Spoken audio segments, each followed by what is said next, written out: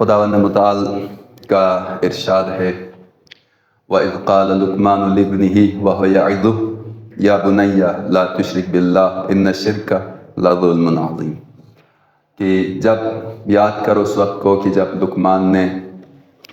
اپنے بیٹے سے کہا یا بنیّ لا تشرک باللہ، اے میرے بیٹے اللہ کے ساتھ کسی کو شریک قرار نہ دو، ان الشرک لظلم عظیم، یقیناً شرک بڑا ظلم ہے۔ اگرچہ کہ یہاں پر قول لقمان خداوند متعال نقل کر رہا ہے، لیکن لقمان حکیم کے اس جملے کو جو انہوں نے اپنے فرزند کے لیے کہا ہے، خداوند متعال نے اس نے ہمیشہ کے لیے اپنی لا ریب کتاب میں تعلیم اور درس قرار دیا ہے والدین کے لیے، کہ وہ اپنی اولاد کی تربیت کریں تو کس انداز سے کریں، کیسے خطاب کریں۔ یعنی صرف تولید نسل انسانی افراد کا بڑھانا کافی نہیں، بلکہ ذمہ دار انسان معاشرے کے حوالے کرنا یہ کمال ہے۔ اور ایک ذمہ دار، ایک متقی، ایک مومن فرد تربیت کر کے سماج میں بھیجنا، معاشرے میں بھیجنا، یہ اس انسان کے کمالات میں سے ہے، اور ذمہ داری بھی اس کی ادا ہو جاتی ہے۔ جہاں پر اس کی انفرادی ذمہ داریاں ہیں کہ اللہ کی اطاعت و بندگی کرے، معصیت سے دور رہے، وہاں پر اس کی دوسری ذمہ داری یہ ہے کہ اپنے اولاد کی بھی تربیت کرے۔ یہ اپنے آپ کو نمازی، متقی، پرہیزگار، روزے رکھنے والا، عبادات انجام دینے والا، خمس و زکوٰۃ کی ادا کرنے والا بن کر اپنے آپ کو نہیں چھڑا سکتا، بلکہ اس کی ایک اہم ترین ذمہ داری یہ بھی ہے کہ وہ اپنی اولاد کی، اپنے گھر کی اصلاح بھی کرے، تربیت بھی کرے۔ قُوْ أَنفُسَكُمْ وَأَهْلِيكُمْ نَارًا، اپنے آپ کو بھی جہنم سے بچاؤ، اور اپنے اہل کو بھی، اپنے اہل و عیال کو بھی، اپنے اولاد کو بھی جہنم کی آگ سے بچاؤ۔ تو یہ ایک بہت ہی سماجی عنصر ہے اصلاح معاشرے کا، کہ گھر سے اصلاح ہو، اولاد سے اصلاح ہو، اور اولاد کی اصلاح کا طریقہ ڈانٹنا ڈپٹنا نہیں، بلکہ ان کو پیار محبت سے سمجھانا، اور وہ بھی سمجھانا بھی جس زمانے میں بچہ دنیا میں آیا ہے، رہ رہا ہے، ماحول کیسا ہے، وقت کے تقاضے کیسے ہیں، ان تقاضوں کو مد نظر رکھتے ہوئے اس کی تربیت کرنا ضروری ہے۔ اور اگر ہم اپنے زمانے کے حساب سے اولاد کی تربیت کرنا چاہیں گے تو میرے زمانے میں، آپ کے زمانے میں، اور آج کل کے جو بچے ہیں ان کے زمانے میں بہت بڑا فرق ہے۔ لہٰذا نہ میرا زمانہ اس کی سمجھ میں آ جائے گا، نہ میری تربیت کی یہ لینگویج اس کی سمجھ میں آ جائے گی۔ لہٰذا آج کون سے ادبیات چل رہے ہیں، آج کون سے تربیت کے عوامل مؤثر ہیں، آج کون سی زبان مؤثر ہے، اس زبان میں ان طریقوں کے مطابق تربیت کی جائے۔ البتہ قرآن کریم نے کچھ اصول ہمیشہ ایسے بیان کر لیے ہیں کہ جو ثابت ہیں، جو تغیر پذیر نہیں ہیں۔ ان میں سے ایک اصل یہ ہے یا بنیّ، وَإِذْ قَالَ لُقْمَانُ لِابْنِهِ وَهُوَ يَعِظُهُ، نصیحت کر رہا تھا اپنے بیٹے کو، نصیحت کر رہا تھا، حال کہ اپنے بیٹے کو نصیحت کر رہا ہے، یہ نہیں کہتا تم نماز کیوں نہیں پڑھتے، جاؤ نماز پڑھو، جھوٹ نہ بولو، یا بنیّ لا تشرک باللہ، اے میرے بیٹے۔ عربی زبان سے واقف علماء حضرات جانتے ہیں، طلاب جانتے ہیں کہ بعض مرتبہ اسم کو مصغر بنا دیا جاتا ہے تو تحبب کے لیے بھی آتا ہے، یعنی یہ کہ کبھی تحقیر کے لیے اور کبھی اس اسم کو تصغیر بنا دیا جاتا ہے تو تحبب کے لیے، یعنی محبت اور پیار کے اظہار کے لیے کہ جو اس کو مصغر کیا جاتا ہے۔ یہاں پر یا بنیّ، اے میرے عزیز، یعنی بہت ہی پیارے اور شفقت کے انداز سے خطاب کر رہا ہے۔ جب آپ اپنی اولاد کو پرسنالٹی دیتے ہیں، احترام کرتے ہیں اور اس کو رسپیکٹ دے دیتے ہیں تو ایسی صورت میں بات سننے کے لیے تیار ہو جاتا ہے، اور جو آپ بات کریں گے اس پہ عمل بھی کرنے لگتا ہے۔ یا بنیّ لا تشرک باللہ ان الشرک لظلم عظیم۔ تو سب سے پہلے جو بہترین اور محبت آمیز خطاب کرنے کے بعد، پدرانہ شفقت سے خطاب کرنے کے بعد جس چیز کا درس دیا اور نصیحت فرمائی ہے کہ اللہ کو ایک مانو، اس کے سوا کسی کو اپنا پروردگار، اپنا مربی، اپنا رازق، اپنا خالق، اپنا مالک کسی کو نہ مانو، وہی ہے۔ اب باپ سے بڑھ کر تو کوئی اس کا قریب نہیں ہو سکتا۔ باپ وہ ہے کہ جو بچہ دنیا میں آیا تو بالکل ہی بے سہارا تھا، یعنی کہتے ہیں نا کہ آنکھیں تو اس کی جو نا ایسا لگ رہا ہے کہ دیکھ رہا ہے لیکن وہ پہچان نہیں پاتا ہے۔ کچھ عرصے کے بعد جا کر اس کی آنکھیں کام کرنے لگتی ہیں، اب اسے پتہ چلتا ہے کہ انسان، ورنہ اس کو سائے نظر آتے ہوں گے، نہ ہاتھ ہلا سکتا ہے نہ پاؤں، فقط رونے کے ذریعے اپنی ضرورت کا اعلان کرتا ہے کہ مجھے پیاس لگی ہے، مجھے بھوک لگی ہے۔ اچھا، رونے کے ذریعے اپنی تکلیف کا اعلان کرتا ہے، بتلا دیتا ہے۔ اس کے سوا اس کے پاس اور کوئی چیز نہیں ہے جس کے ذریعے سے اپنے نیڈ کو سمجھا سکے۔ ایسے میں یہ باپ اس کو سنبھالتا ہے، پرورش کرتا ہے، جوان ہو جاتا ہے، تعلیم دے دیتا ہے۔ تو اس باپ سے بڑھ کر اس کا کوئی مہربان نہیں ہو سکتا، باپ سے بڑھ کر اس کا قریبی نہیں ہو سکتا، باپ سے بڑھ کر اس کی پرورش کرنے والا، سنبھالنے والا نہیں ہو سکتا۔ تو ایسے میں یہ باپ جیسے لقمان حکیم جیسے سب سے پہلی جو تعلیم دیتا ہے وہ کیا ہے؟ اللہ کو ایک مانو اور اسی کی اطاعت کرو، اسی کی بندگی کرو، اس کے سوا کسی کی بندگی نہیں، شرک نہیں کرنا۔ ان الشرک لظلم عظیم، شرک بہت بڑا ظلم ہے۔ تو اس کے ذریعے بھی سمجھایا کہ ظلم اور بھی ہیں، لوگوں کا حق غصب کرنا، لوگوں کے جو نا حق الناس ہو، حق اللہ، یہ ان سب میں سب سے بڑا ظلم شرک ہے۔ تو غرض یہ ہے کہ تربیت کرنے میں سب سے پہلا عنصر جو مؤثر ہے وہ رسپیکٹ دینا اولاد کو، ڈانٹنا، دھپکنا، انسلٹ کرنا نہیں، چونکہ انسلٹ کرنے سے ریئیکشن کرتا ہے، اور اس ریئیکشن کا یہ ہوتا ہے کہ جب تک آپ سے وابستہ ہے جو نا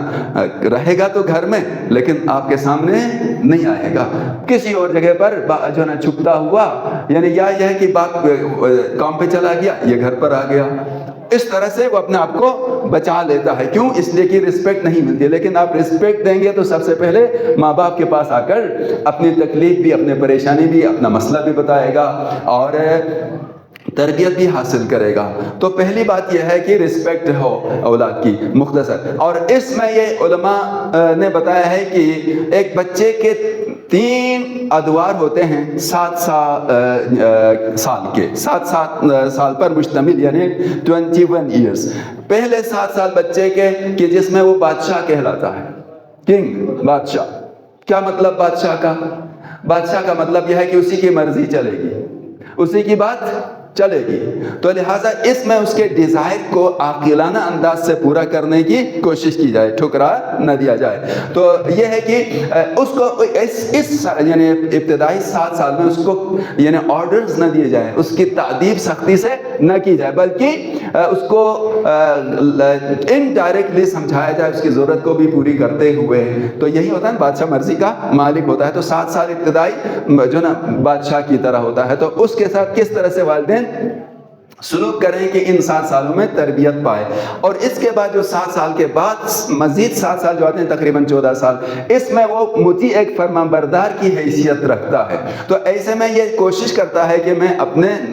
والدین کے نقش قدم پر چلوں، اور جیسے میرے والدین کرتے ہیں اسی طرح سے میں بھی عمل کروں، جیسے میرا استاد انجام دیتا ہے، جیسے میرا مربی تربیت دینے والا کرتا ہے، اس طرح سے میں اس کے مطابق چلوں۔ تو یہ 7 سال اس کے پیروی کے ہوتے ہیں، پیروکار کی حیثیت سے ہوتا ہے، کیونکہ اس کا اپنا کوئی اس وقت مستقل راستہ بنا ہوا نہیں ہوتا ہے۔ لہٰذا وہ دیکھتا ہے کہ جو اس سے بڑا ہے، جو اس کے قریب ہے، جو اس کو سمجھاتا ہے، وہ اس کے زیر اثر چلتا ہے، اس کے باتوں پر چلتا ہے، اس کے عمل کے مطابق چلتا ہے۔ لہٰذا ان 7 سالوں میں پھر اس کو اسی انداز سے ایک جو نا کس طرح اس کو فرما بردار اور مطیع بنایا جائے، اس انداز سے اس کی تربیت کی جائے۔ اور اس میں پھر یہ ہے کہ روایت میں یہ ملتا ہے کہ جب بچہ تمہارا 7 سال کا ہو جائے تو اس کو اب امر کرنا شروع کرو، یعنی اس کو حکم دینا، اس کو کہنا شروع کرو کہ وہ کیا کرے، واجبات، نماز، روزہ، اس طرح کی جو اس کی حیثیت اور اس کی طاقت کے مطابق ہے انجام دے، پریکٹس کرانا شروع کرو عبادات اور خدا کی بندگی کی طرف۔ اور جب یہ 7 سال بھی گزر جائیں تو اس کے بعد یہ وزیر کی حیثیت رکھتا ہے۔ وزیر وہ ہے کہ جو خود بھی کوئی بوجھ اٹھاتا ہے اور دوسرے کا بوجھ بھی وہ بٹاتا ہے۔ تو اب جب اس مرحلے پر داخل ہوا ہے، یعنی 14 سال سے آگے جا کر 15، 16 سے 21 سال تک، یہ وزیر کی حیثیت رکھتا ہے، یعنی یہ کہ مشورہ دے سکتا ہے، یہ کچھ سمجھ سکتا ہے۔ تو اس عرصے میں اس کو اسی انداز سے تربیت کرے کہ یہ آپ کا یعنی باپ کے لیے ایک وزیر کی جو حیثیت اختیار کرے اور اپنے کاموں میں اس کو شامل کریں، اس کو ذمہ داریاں بھی دے دیں، اس کے جو نا سمجھ کے مطابق، اس کی صلاحیت کے مطابق، اس کی ذہانت کے مطابق اس کو ذمہ داری اور چھوٹے کام دیے جائیں کہ یہ کام انجام دو، وہ کام انجام دو، ہاں اس کام کو کیسے کر لیا جائے۔ یعنی یہ کہ دور نہ کریں بلکہ اس کے ساتھ ایک وزیر اور اس کے ساتھ ایک دوست بن کر یوں پیش آ جائیں کہ وہ اپنی بات اور اپنا مشورہ باپ سے، والدین سے کرنے میں کوئی ہچکچاہٹ محسوس نہ کرے۔ اور یہ جو نا اہم ترین چیز ہے۔ تو اس سورہ لقمان میں جو پہلی آیت میں نے تلاوت کی آیت نمبر 13 ہے، اور اس کے بعد مسلسل 13 سے آیت نمبر 17 تک اسی بارے میں ہے، اور بار بار خداوند متعال نے لقمان حکیم کی باتوں کو نقل کیا ہے۔ اور بس سب سے پہلے اس آیت میں اللہ کی وحدانیت کے حوالے سے جو نا تربیت دی جائے، اور اس کے بعد جو دوسرا عنصر تربیت کا یہاں پر وَوَصَّيْنَا الْإِنسَانَ بِوَالِدَيْهِ إِحْسَانًا حَمَلَتْهُ أُمُّهُ كُرْهًا وَوَضَعَتْهُ كُرْهًا۔ دوسرے کی خدا متعال نے کہا ہم نے انسان کو نصیحت کی ہے کہ اپنے والدین کے ساتھ احسان کریں، اور اولاد کی ذمہ داری یہ بنتی ہے کہ پھر والدین کا اپنے ماں باپ کا احترام کریں، ان کے ساتھ نیک سلوک کریں۔ اور حملتہ امہ کرہن، یہاں سے والدین کا ذکر کرنے کے بعد خاص طور سے ماں کا ذکر کر لیا خداوند متعال نے کہ ماں نے بڑی شدت اور تکلیف کے ساتھ اپنے جو نا پیٹ میں رکھا رحم میں، اور پھر اس کے بعد جب وضع حمل ہوا، جب یہ بچہ دنیا میں آیا تو بھی تکلیف کے ساتھ ماں کو تکلیف ہوئی انتہائی۔ حملتہ امہ کرہن ووضعتہ کرہا، اور اس کے بعد 2 سال تک جب تک دودھ پینے کا عرصہ رہا اس میں بھی یعنی 2 سال تک تکلیف میں رہی ماں باپ۔ تو قرآن کریم نے پھر یہاں پر خود اولاد کے لیے ذکر کر لیا ہے کہ تمہیں پتہ ہونا چاہیے کہ ان والدین نے تمہاری تربیت میں، ظاہری تربیت میں، فکری تربیت میں زحمتیں اٹھائی ہیں۔ تو عزیزان محترم یہاں پر قرآن کریم میں پھر اس کے بعد دوبارہ جو نا اسی اولاد کے بارے میں ان آیات میں ذکر ہوا ہے۔ تو بس جہاں پر ہم اپنے اولاد کی ظاہری اور فکری تربیت کے حوالے سے کوشش کرتے ہیں، یعنی اس کی تعلیم اچھی ہو، اچھے سے اچھے اسکول میں جائے، اچھے سے اچھے کالج میں جائے، بہترین جو ہے نا تعلیم حاصل ہو اور کمپٹیشن کی ایجوکیشن حاصل کرے، یہ جب اس کے فکری لحاظ سے جو نا اس کے لیے تربیت اور کوشش کرتے ہیں، تو ساتھ ساتھ ضروری یہ ہے کہ اس کی دینی تربیت بھی اسی انداز سے بلکہ اس سے بڑھ کر کی جائے۔ اس لیے کہ قرآن کریم میں ایک جگہ ارشاد ہے انما اموالکم واولادکم فتنہ واللہ عندہ اجر عظیم، تمہارا مال اور تمہاری اولاد فتنہ ہے، آزمائش ہے۔ اب فتنے کا معنی یا آزمائش واللہ عندہ اجر عظیم، یہ امتحان ہے تمہارے لیے اور اللہ کے ہاں اس کا اجر عظیم ہے۔ اس کے لیے اجر عظیم ہے جو اپنی اولاد کی تربیت ظاہری کے ساتھ ساتھ اس کی معنوی تربیت میں بھی کوشش کر رہا ہو۔ لیکن اگر کسی نے دنیاوی لحاظ سے بڑے بڑے اسکولوں میں بھیج دیا، بیکن میں بھیج دیا، پتہ نہیں کون کون سے اسکول ہیں، برٹش اسکول میں بھیج دیا، ساری انگریزی کی لغت اور جو ہے ڈکشنریز کو زبانی یاد ہے، لیکن اگر یاد نہیں ہے تو قرآن کریم یاد نہیں ہے، یاد نہیں ہے تو قرآن کریم کی چھوٹی چھوٹی صورتیں بھی اس کو یاد نہیں ہے، تو کیا ایسی صورت میں یہ بچہ اس کے لیے وبال جان ہے یا نہیں ہے؟ دنیا میں بھی وبال جان ہو سکتا ہے اور آخرت میں تو ایسا بچہ جو دین سے دور ہو جو دین سے دور ہو وبال جان ہے۔ پوچھا جائے گا تم نے اس کو خدا کی معرفت سکھائی، اس کو دینی احکام سکھائے، اس کو نماز روزے کے بارے میں بتایا، اس کو نماز کا پابند بنا دیا، اس کو روزے کا پابند بنا دیا، تو سوال تو اسی بارے میں ہوگا۔ اور اگر جس نے صرف جو ہے نا بڑے بڑے اسکولوں میں بھیج دیا تو وہ اسے یاد بھی نہ کرے، ایسے بھی ہوتے ہیں کہ جو یاد بھی نہیں کریں گے چونکہ اس نے تربیت نہیں پائی ہے۔ تو عزیزان محترم انشاءاللہ آپ متوجہ ہیں اس طرف کہ جو نا آپ کا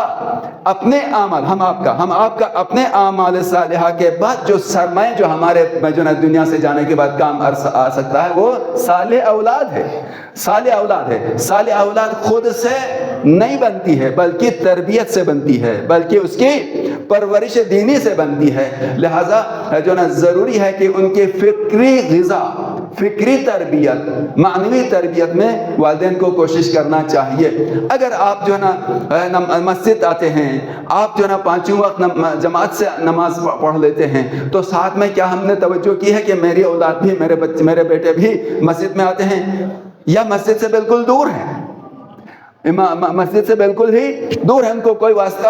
ان چیزوں سے نہیں ہے۔ وجہ کیا ہے؟ وجہ یہ ہے کہ ہم نے اپنی راہ لی ہے اور اس کو اپنے راستے پر چھوڑ دیا ہے، جس کی وجہ سے وہ اس طرح متوجہ نہیں ہے۔ بس اگر والدین جب دیکھ رہے ہیں کہ یہ بچہ صرف اور صرف دنیاوی چیزوں کی طرف جا رہا ہے، بٹ کوئنز، پتہ نہیں کیا کیا، یہ ساری چیزیں، صرف ایک کی مثال دیتا ہوں چونکہ بعض چیزیں ایسی ہوتی ہیں کہ جو ممبر سے صراحتاً نہیں بتائی جاتی ہیں، وہ ساری چیزیں تو رات بھر جاگ جاگ کے یا جو نا دیکھ رہا ہوتا ہے، لیکن جب صبح کی اذان ہوتی ہے تو دیکھا تو یہ اذان سے 10 منٹ پہلے سو گیا ہے، اور مجھے بھی پرواہ نہیں، میں بھی کہتا ہوں یہ رات بھر جاگا ہے لہذا ابھی سو گیا نا، رات بھر جاگا ہے تو ابھی نماز کے لیے اس کو کیا کرنا چاہیے؟ جاگ کے نماز پڑھنا چاہیے، خدا کی بندگی کرے، جو رزق اس کو مل رہا ہے اس کا شکر ادا کرے اور اس کے بعد پھر سو جائے۔ چلے زیادہ نہیں رہ سکتا تو کم سے کم واجبات تو انجام دے، یہ میری ذمہ داری ہے۔ تو عرض کیا کہ انما اموالکم اولادکم فتنہ، ایک جگہ